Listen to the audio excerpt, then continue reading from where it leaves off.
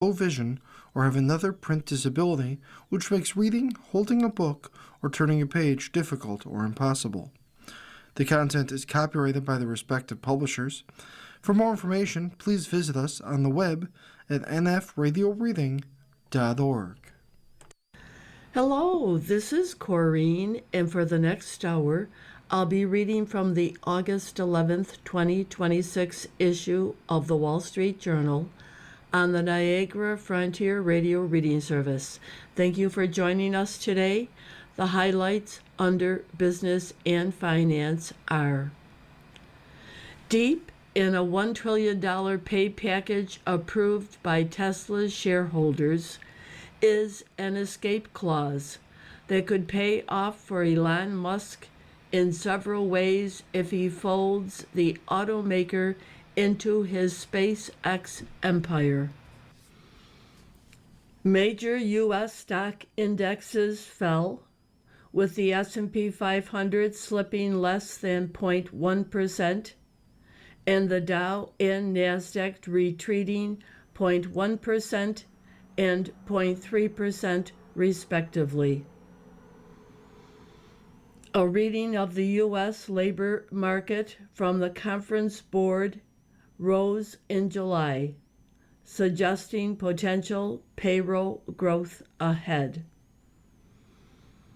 Mark Zuckerberg charted a course for Meta Platforms that includes releasing more open-weight AI models and investing in communities where the company hosts data centers. Intel said it would offer $15 billion in common stock, citing strong customer demand driven by unprecedented investment in AI compute. NVIDIA reached a deal with some of Wall Street's largest firms to help raise $500 billion to fund artificial intelligence infrastructure. Boeing agreed to take a minority stake in Archer Aviation in a deal that hands over control of its flying taxi venture, Whisk Aero. Trump's media companies said more than 10 customers have bought a real-time feed of top Truth Social accounts, a product whose critics say smacks of abuse of office. Barrick Mining settled a long-standing dispute with rival Newmont over their operations in Nevada, paving the way for Barrick to publicly list its North American gold assets. The UAE's ADNOC Gas said it would invest more than $8 billion to increase its production capacity just months after the country's departure from OPEC. Now for the key articles under the worldwide section. Persian Gulf energy producers are concluding that Iran's control over the Strait of Hormuz will become permanent, disrupting their oil and gas exports and global energy supplies indefinitely. Trump signed an executive order calling for most children to receive fewer vaccines and again made comments linking childhood shots and autism, a connection that scientists have said is unfounded. The Trump administration unveiled new transparency rules for food ingredients while again delaying a long-promised definition of ultra-processed food. Senate Republicans leading congressional investigations into Anthony Fauci released text messages from his government-issued cell phone, shedding more light on the doctor's response to the COVID-19 pandemic. Ukraine attacked the petroleum hub of Nisnakan in central Russia's Tatarstan region, killing 13 people and injuring 75 others, local authorities said. Cameras installed on British naval drones sent data to an internet address in China, UK officials said, underscoring the vulnerability of military supply chains to Chinese parts. July was the hottest month ever recorded in the contiguous U.S., the National Oceanic and Atmospheric Administration said, dramatically marking an already scorching summer. Died Ben Jones, 84, actor and former congressman. The picture on today's front page shows many rescue workers sifting through debris at a huge site. And that headline, Powerful Quake Kills More Than 100 in Colombia. The caption, Rubble. People hope for signs of trapped survivors Monday at a collapsed building in Cali after a 7.4 magnitude earthquake struck. More than 111 people were killed in the disaster, an early challenge to Colombia's newly inaugurated president. The article, Quake Kills More Than 100 in Colombia. Strong temblor hits just a few days after country's president was inaugurated, by Juan Ferrero and Jenny Carolina Gonzalez, Bogota, Colombia. A 7.4 magnitude earthquake struck Colombia on Monday, killing at least 111 people and trapping dozens more under collapsed buildings in an early challenge to a president who was sworn in on Friday. President Abelardo de la Espriella said from Colombia's Disaster Management Agency in Bogota, the capital, that in addition to the dead, 87 people had been reported injured and 61 buildings had collapsed. The epicenter was in San Jose del Palmar in the northern province of Choco, with the damage particularly heavy in a half dozen or so cities in Colombia's western mountains. Articles from the front page follow. How a Tesla-SpaceX merger would get Musk to his $1 trillion payday, by Theo Francis and Andrew Malika. Deep in a $1 trillion pay package approved by Tesla shareholders is an escape clause that could pay off for Elon Musk in several ways if he folds the automaker into his SpaceX empire. That kind of cars and rockets tie-up, the subject of widespread speculation among investors and hinted at by Musk himself, would likely give him the tighter control he has long sought at Tesla. A hefty enough price would also, in an instant, wipe away key performance targets standing between Musk and billions of dollars in shares. This $1 trillion that was supposed to be a stretch, said Mary Ellen Carter, a Boston College accounting professor who studies executive pay. It turns out it isn't really that hard. All you have to do is be bought. Musk has considerable say over any offer SpaceX makes for Tesla because of his sweeping control over the rocket company. The upshot, even a stratospheric bid, would keep Musk in firm control of the combined company. Tesla shareholders voted to adopt the pay package last fall. Under ordinary circumstances, It would deliver to Musk as much as 423.7 million shares if Tesla hits a series of 12 market value targets, and the company also meets just as many cash flow and operating goals. Among them, delivering Tesla's 20 millionth vehicle, selling 1 million robots, and putting 1 million robo-taxis on the street. First, a technical note. Musk's much ballyhooed potential payout of $1 trillion in stock would now top out around $824 billion. That's because the number of Tesla shares outstanding has risen since shareholders approved the deal. In other words, the same $8.5 trillion market value would be spread across more shares, reducing the value of Musk's new slug of shares. Inflation reports pose test for new Fed chair.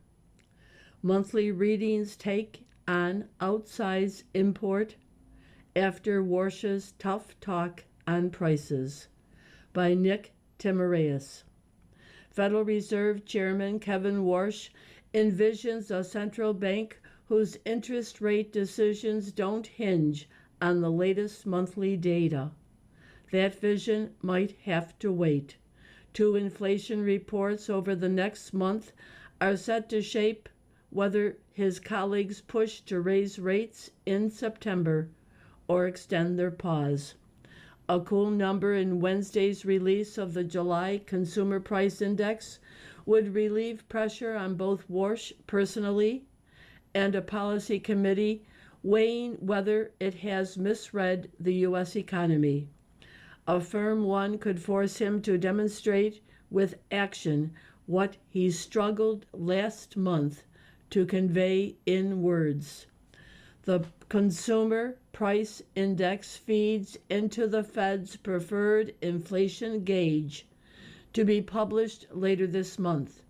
Economists expect core consumer prices, which include food and energy, to have risen 0.2% in July. Monthly readings at or below that level would be consistent with inflation returning to the Fed's 2% goal. Anything higher would not. Core inflation is the preferred gauge, was 3.3% in June, up from 2.8% a year earlier. The monthly readings have taken on outsized importance for 2 reasons. First, several officials, in forecasts released in June and speeches since, have said they expect inflation will return to their 2% goal without tighter policy.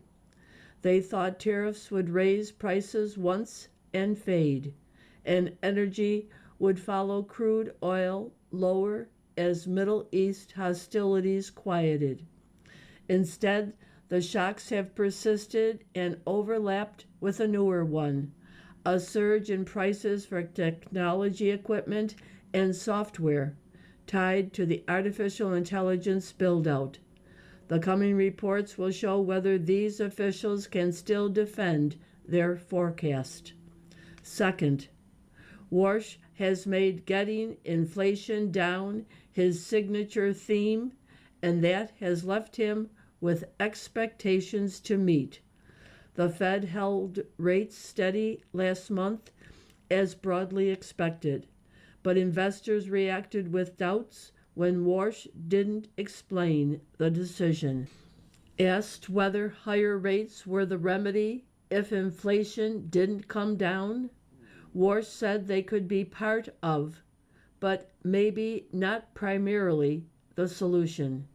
He suggested rising bond yields had done some of the Fed's work and hinted at redefining the Fed's inflation objective. That left investors unsure. whether Warsh was willing to fight inflation with more than talk. Analysts said the Fed had good reason to hold steady even if Warsh didn't state them.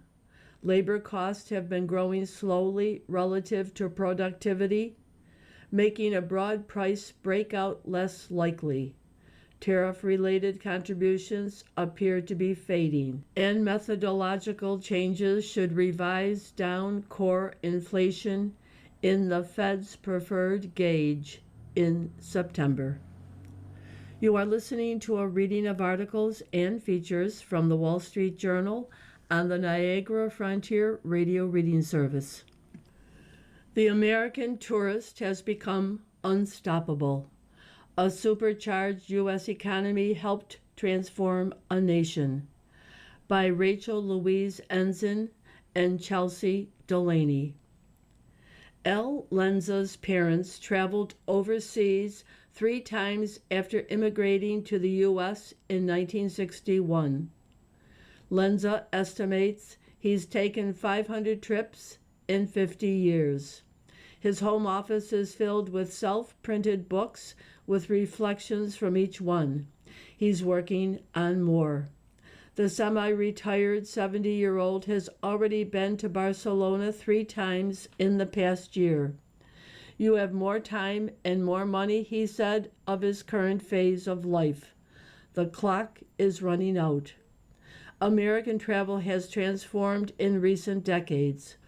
A nation of former homebodies has become one of zealous and moneyed international travelers, infiltrating every cobblestoned corner of Europe and rapidly filling lesser-known destinations.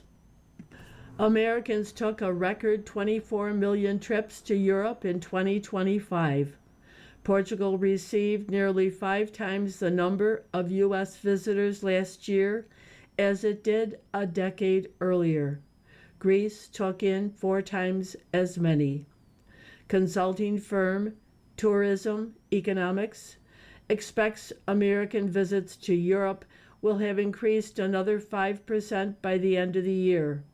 The travel is helping boost economies, even as it has angered many locals who say their cities, now reliant on foreign visitors, are no longer serving them.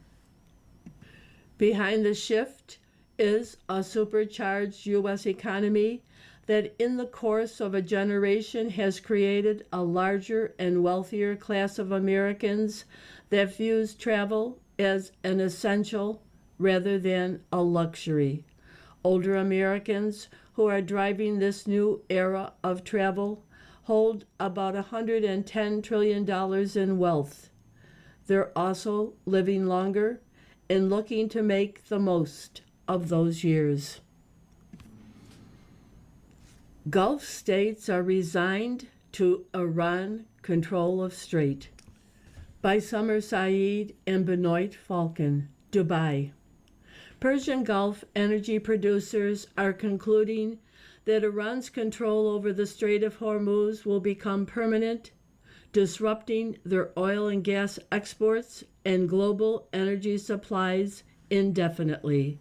The problem is they worry the alternative, going back to war, would be worse. The conundrum highlights how the war has unleashed a more antagonistic Iran and left a region that is vital to the world's energy security with no good option for countering it. Iran's rivals in the Gulf don't like the deal under consideration that would crack open the waterway but formalize Iranian oversight of inbound ships. But Gulf officials said the region sees such an agreement as preferable to further military action between the U.S. and Iran, which would put Arab states' energy infrastructure at risk. Negotiations on the deal, which would release energy shipments through Hormuz, have stalled in recent days. Iran has demanded financial relief and a prohibition on U.S. and Israel warships in the strait. while the U.S. has refused to entertain an agreement that allows Tehran to place impediments on shipping, mediators said. Oil prices turned higher Monday, with international benchmark Brent crude futures trading around $87 a barrel. Meanwhile, traffic through the strait has been snarled by Iranian attacks since a June memorandum of understanding between Washington and Tehran to open the waterway and wind down the war fell apart last month. Gulf states' efforts to get around the blockage in Hormuz are faltering as well. The region's energy exporters are facing an extended period where the conflict bumps along between war and peace, with Iran using its sway over their shipments as leverage in the standoff. In this background, the Arab Gulf states cannot really ensure complete safety and openness of the Strait of Hormuz and can no longer rely upon it for transport or trade, said Umar Karim, a researcher in Gulf security matters at the University of Birmingham. Thus, there is no other option for now but to concede to a degree to Iranian demands. It seems that Iran will essentially want to control not just the Strait of Hormuz, but all aspects related to it, whether trade or export of oil or gas, and will dictate its terms to the Gulf countries for them to use it, Karim said. There's a graph showing that traders dump crypto for AI. Investors are dumping Bitcoin and other tokens to chase AI stocks. Chip makers and other AI stocks, meanwhile, have posted the kind of surges once associated with crypto. Chip nerds are dominating South Korea's dating scene. Samsung and SK Hynix engineers are a hot commodity, thanks to big bonuses. By Ji Young Sung and Soo Young Ri. Seoul. John Beck is 32, single, and open to a serious relationship. But on a first date, he got a particular dilemma. He doesn't want to say where he works. His South Korean employer is Samsung Electronics, one of the corporate champions of the global AI boom. Profits are so enormous that Beck, a memory chip engineer, is set to receive a six-figure bonus, a sum worth many years of paychecks for the average Korean. Beck and his co-workers wonder if the extra romantic interest they're seeing is sincere or a reflection of their ballooning finances. Samsung chip engineers haven't traditionally had to think about this type of stuff, he said. The tech boom has supercharged South Korea's economy and stock market. Now it's inflating the dating value of semiconductor industry bachelors and bachelorettes. They're as coveted as the memory chips AI companies need to build more data centers. Workers at Samsung and fellow Korean chip maker SK Hynix were forever a step behind the country's lawyers, doctors, and accountants as marriage material. But for the first time, they're pulling even, according to local matchmaking agencies. Other articles within the paper follow. Zuckerberg sets AI vision. Plans aim to boost public acceptance, define oversight, drive open models. by Megan Brabowski. Mark Zuckerberg has a new game plan for winning over hearts and minds to his company's artificial intelligence efforts: open models and an open hand. In a wide-ranging essay, the Meta Platform's chief executive outlined a new course of action he presented as a way to spread the wealth and opportunity from AI to users around the world and to residents of the communities that host the data centers powering it. Zuckerberg's plans include releasing more open weight models and establishing a fund to invest in the communities where Meta hosts data centers. The fund size will be $1 billion, a Meta spokeswoman said. In his essay, Zuckerberg advanced a number of policy recommendations, including a proposal for how the federal government should work with companies to safety test new models, and a call for allowing AI developers to distill one another's models. He also said Meta's own board of directors would have more of a say over the safety criteria its models adhere to in the future. He made the case that his company's approach to developing powerful AI, one that focuses on distributing it as widely as possible and pushing many decisions about values to the end user, is the one that is least likely to lead to disastrous outcomes such as totalitarianism, mass unemployment, or the rise of an unstoppable computer mind that threatens humanity. Most other labs are focused on building AI for companies, governments, or other institutions. So if those labs lead, then the balance of power will favor larger institutions over individuals, he wrote.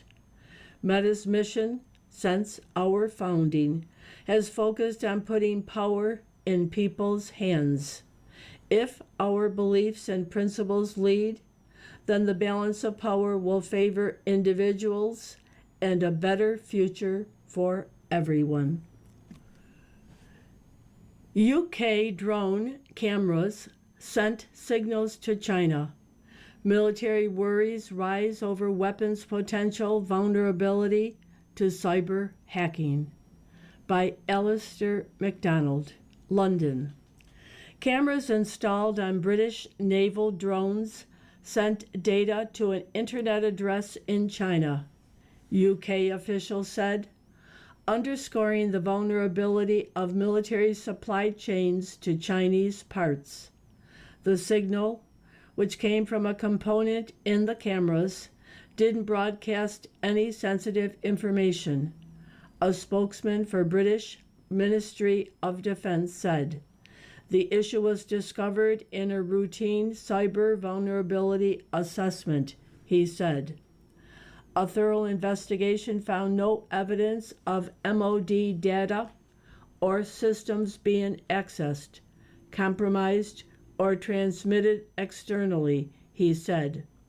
But the discovery has raised questions about the potential vulnerabilities of military systems, particularly in the production of drone technology, which is dominated by China. Concerns over potential national security threats posed by Chinese-made parts and machinery extend beyond the UK. In the US, a congressional probe found that Chinese cargo cranes at US ports had been equipped with technology that could allow China's government to potentially gain remote access to the machines. Many European and U.S. defense companies have spent around a decade trying to wean themselves off Chinese parts and say they have succeeded. The U.S. banned all types of new Chinese drones and components late last year, but establishing the provenance of tiny parts in the drone sector is challenging. It is really, really hard to trace where the stuff comes from if you go all the way down the supply chain, and it is even harder to monitor that on an ongoing basis, said Steve Wright, a consultant who advises governments and companies on drone manufacturing. He said he spends about half of his time advising clients on how to keep Chinese parts out of systems.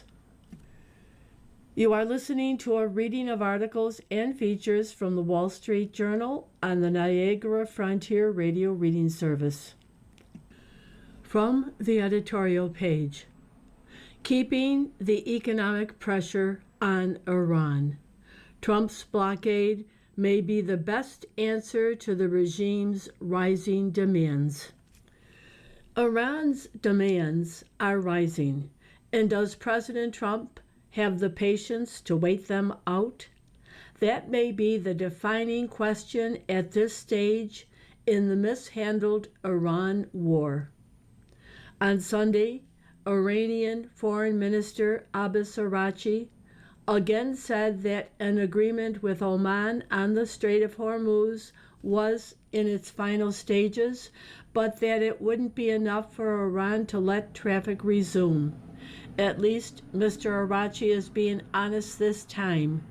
He's the one who assured the world Iran would reopen the strait on April 7th, the start of the initiative, premature ceasefire, and then again on April 17th after a Lebanon ceasefire.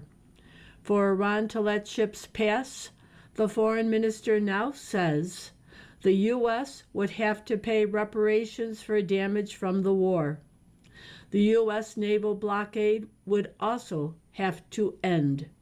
Other regime officials add more conditions, a release of billions of dollars in frozen assets, and an end to sanctions, the full withdrawal of U.S. forces from the region, and an end to strikes against Iran's terror proxies, all of which would usher in exorbitant peacetime tolls to transit Hormuz, the Iranians say.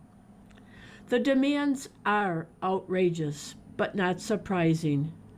Iran's regime believes it has escalation dominance because it has seen Mr. Trump back down from stronger action again and again.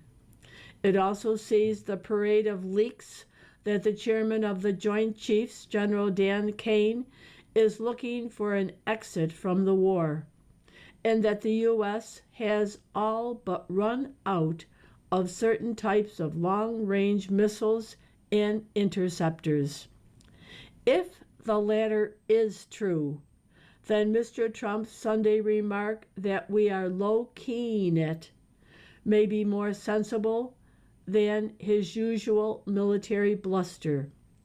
We are only semi-negotiating with them, the president said.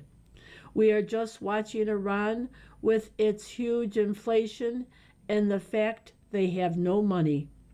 He added that the regime is in very bad shape economically, unable to pay its troops. Iran has launched at least 22 strikes in the past 2 weeks, getting away with firing some 52 drones and 12 missiles. Yet the price of oil has stayed around $80, in part due to the 8 million barrels a day that U.S. officials say is being sneaked out of the strait. If that oil, plus the rest exported via pipelines that avoid the strait, can be sustained or increased, Mr. Trump has the economic upper hand. The U.S. blockade is costing Iran's regime an estimated $435 million a day in lost economic activity. Inflation and unemployment are soaring, while Iran's industrial base remains devastated and the currency collapses further. The better option, then, would be to continue the pressure of the blockade and sanctions rather than sign a deal that hands over control of the strait and gives economic relief up front, while knowing that Iran will violate its commitments. Amid all the attacks and demands, it's easy to forget that the regime is economically weak, with a damaged nuclear program, leadership, and industrial base. The risk is that Iran could still dictate events by striking at regional energy sites and U.S. forces, or by escalating Houthi attacks. But if Mr. Trump is unwilling or unable, owing to lack of weapons, to escalate militarily, then sustained economic pressure isn't the worst strategy. It isn't the quick win the president wanted, but it also isn't the strategic defeat for Mr. Trump that Iran is offering. The regime's bet is that Mr. Trump will blink as November's elections near and accept a bad deal with Iran. And the president's erratic approach so far means he doesn't have great options. This may be his best remaining one to achieve U.S. objectives over time. From the opinion pages, socialism is the wrong answer, but the questions are real. There are problems with American capitalism, and ignorant college graduates are only one of them. By Gerard Baker.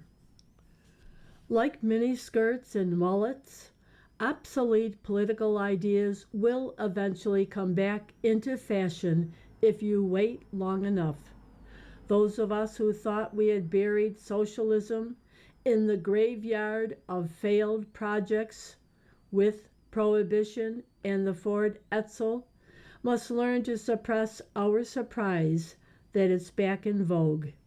After all, a whole generation of people have learned nothing about rationing, the Gulag, the Cultural Revolution, the Berlin Wall, or the reliability of late Soviet-era nuclear power plants, and can't be expected to have discovered the history of failure for themselves. In the ivy-clad cocoons of intellectual solipsism, egotistical self-absorption, where the latest crop of socialist leaders learned their history, Marxism never went out of fashion and was passed reverentially from generation to generation like a sacred fragment of Chairman Mao's tunic. But world-weary cynicism about the revival of a discredited dogma must not blind us to the perils it poses, nor deafen us to the reason it is seemingly back with a vengeance. 4 in 10 Americans say they have a favorable view of socialism, according to Gallup. 1/3 of Democrats describe themselves as democratic socialist. It's tempting to dismiss the latest hot summer fad as the product of a post-adolescent psychopathology. Recent college graduates are coming to the terrifying realization that artificial intelligence and their degrees in gender decolonization studies make them unfit for gainful employment, yet ascribing this political disposition to academic garbage in, garbage out misses something important. There's a simpler possibility.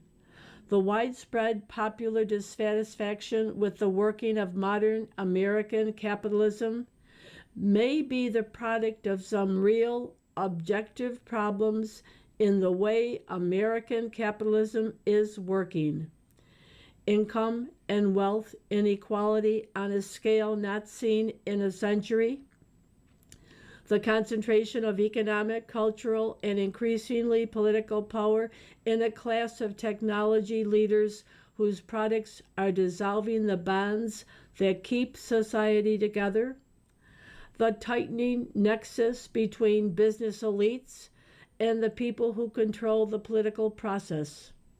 Rampant corruption and a political establishment that doesn't seem interested in accountability.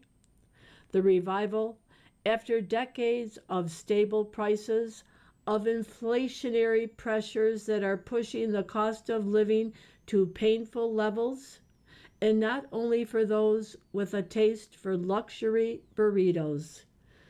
These are the conditions that historically have made for collapsing popular faith in the system and demands for something radical to replace it.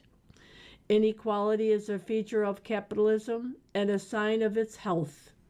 It isn't only functionally efficient, but morally proper, that rewards for talent, hard work, risk-taking, and luck are distributed proportionately to those who possess them. More important, it is that every inequality and the incentives it produces that make capitalism so uniquely good at generating the resources and opportunity from which even those with less can benefit. But it's also empirically obvious that the wider the inequality, the more social solidarity diminishes. At some point, disintegrating cohesion produces cost, social, economic, and political, that undermine the benefits of the inequality and erode support for the system itself. This is especially true when the inequality persists intergenerationally. Social mobility declines, and public belief in opportunity for all collapses. By almost all measures, American income and wealth inequality have been increasing sharply in recent decades, and social and economic mobility falling. The New York Federal Reserve reported in June that the labor share of income, wages, and salaries fell to its lowest level in 80 years as returns to capital continue to soar. Studies of intergenerational mobility suggest the inequality is becoming embedded in what looks increasingly like a class-based socio-economic model. The proportion of Americans earning more than their parents has dropped precipitously in the past 50 years and is expected to drop further. With the adoption of artificial intelligence promising or threatening to return ever greater rewards to a diminishing number of those best placed to exploit it, the trends will intensify. But one thing hasn't changed. Socialism has never been the answer, and it isn't now. Capitalism doesn't need replacing, it needs reaffirming. Most of the causes of America's economic dysfunction are the result of a capitalism that has mutated into a system run by and for large corporate interest. If you look at America today and see a perfectly functioning free market economy, a neoliberal utopia guided by the invisible hand of Adam Smith, then you need to take off those rose-tinted spectacles and take a closer look. Oligopoly-level industrial concentration in almost every sector, endemic cronyism, the application of regulation, legislation, and policy for the benefit of big companies, a ruinously expensive healthcare system run principally for the benefit of insurers and pharmaceutical companies. In short, the study accretion of market, economic, and political power by a business political class that promotes its own well-being at the expense of competition, the market, and ultimately the people. The real political opportunity and social imperative to defeat socialism is a plausible platform to make capitalism great again. You are listening to a reading of articles and features from the Wall Street Journal on the Niagara Frontier Radio Reading Service. Immigration becomes a global powder keg.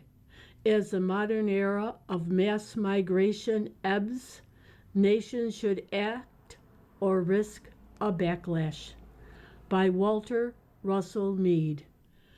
Thetford, England, population about 25,500, has been mostly quiet since King Henry VIII's dissolution of the monasteries kneecapped the local economy in 1540.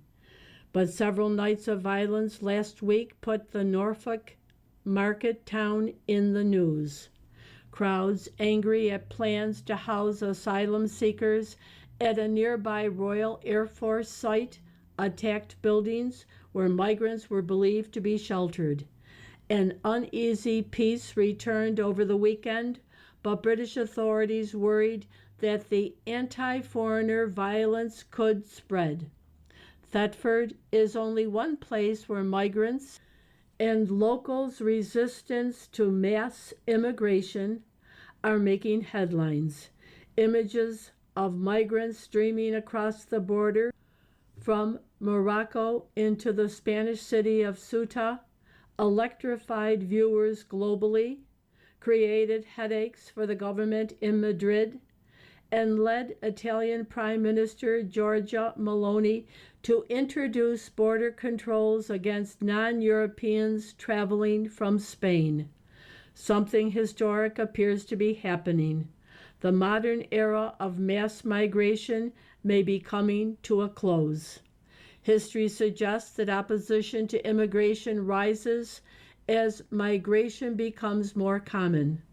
The U.S., where immigration had largely been permitted since the Revolution, began to shift to more restrictive immigration policies in the late 19th century as the share of foreign-born Americans passed 14%. By 1924, the draconian Johnson-Reed Act slammed America's doors shut, leading ultimately to a more than 90% fall in immigration from the Eastern Hemisphere. Not until the late 1960s would the doors really reopen. The percentage of foreign-born Americans fell to 4.7% in 1970. Migration has reached extraordinary levels around the world.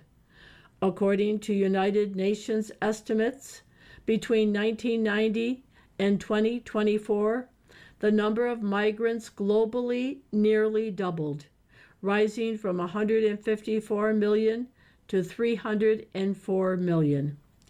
In 2024, the U.S. had an estimated 52.4 million migrants, the most of any country. In the number 2 spot was Germany with 16.8 million, followed by Saudi Arabia, 13.7 million, the UK, 11.8 million, France, 9.2 million, and Spain, 8.9 million. Conflict over migration isn't only a story about rich white countries pushing back against poor black and brown ones.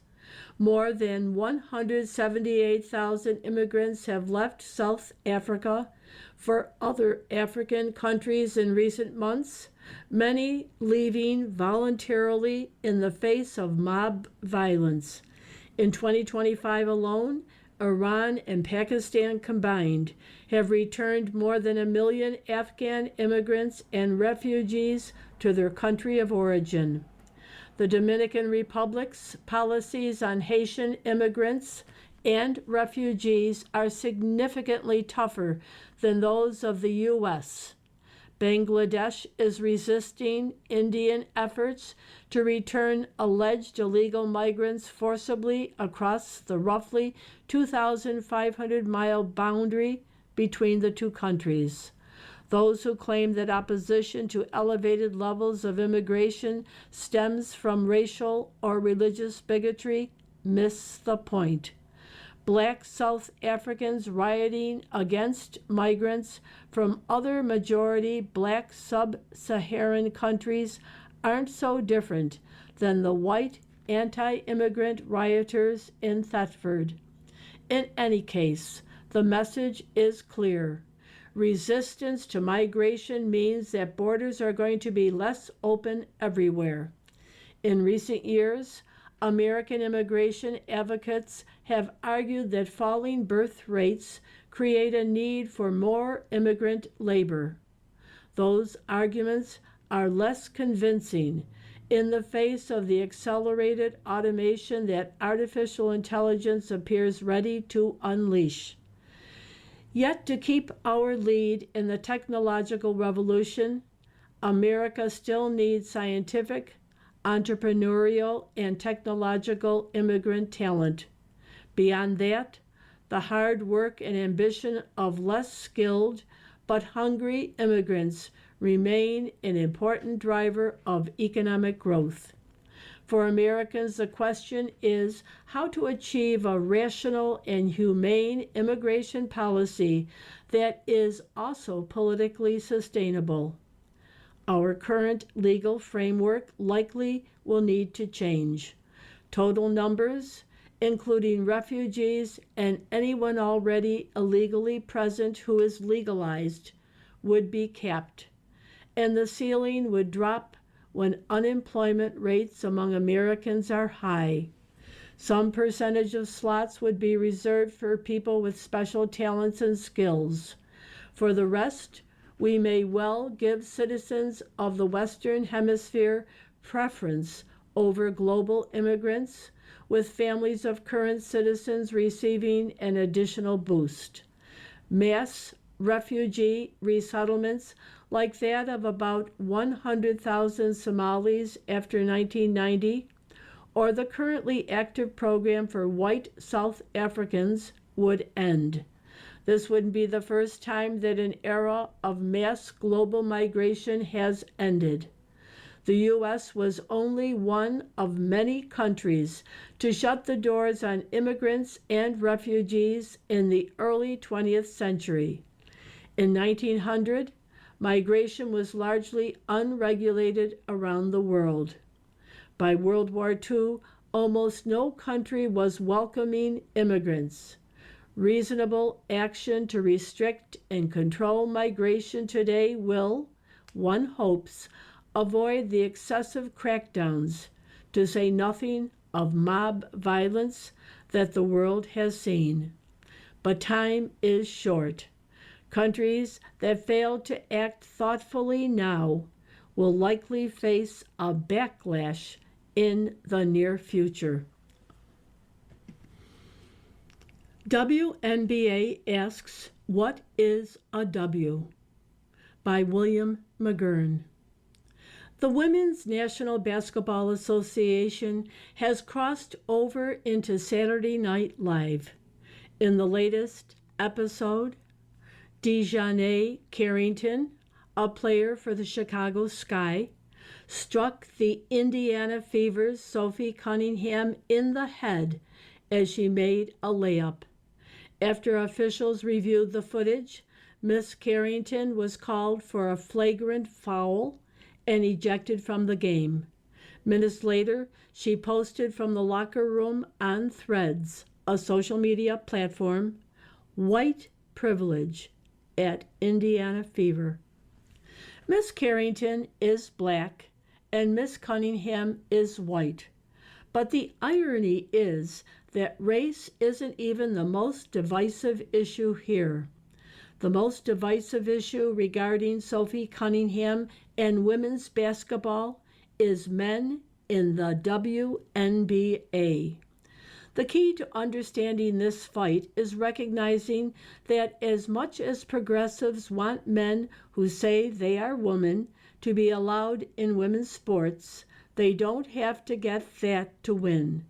The activists will be happy enough if they can simply ruin the game for those fighting to keep women's sports for women.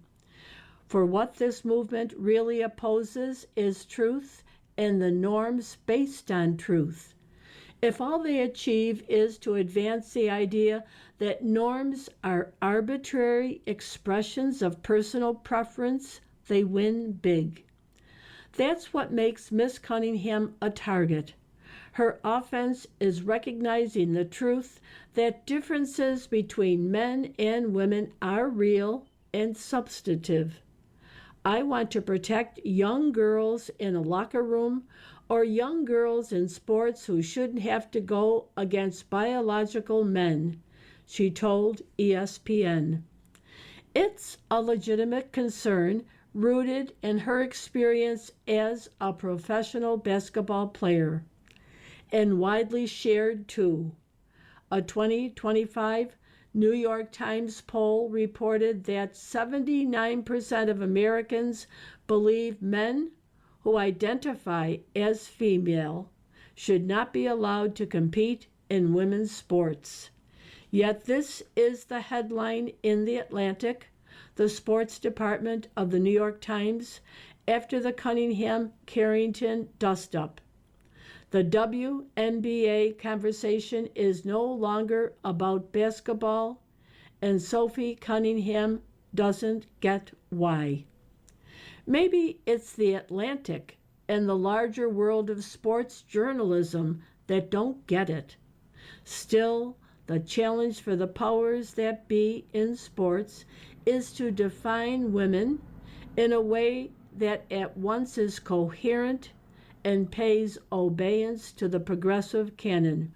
The WNBA answer is to say that only players who are women are eligible to play in the WNBA without saying what a woman is.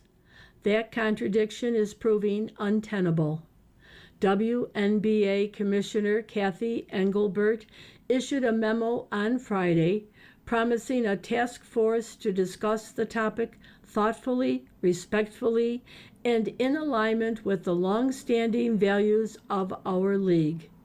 Plainly, the last thing Ms. Engelbert wants is an official WNBA declaration on what the French once celebrated as la différence. Ms. Engelbert did point out one interesting fact about the asylum that is today's WNBA. It's run by the inmates. When a journalist nominated for the Supreme Court can't say what a woman is, we are perhaps too hard on the WNBA. During the March 2022 Senate hearing on Ketanji Brown Jackson's nomination, Senator Marsha Blackburn, Republican from Tennessee, asked her a simple question: can you provide a definition for the word woman? She answered, no, I can't. Now it's entered the absurd.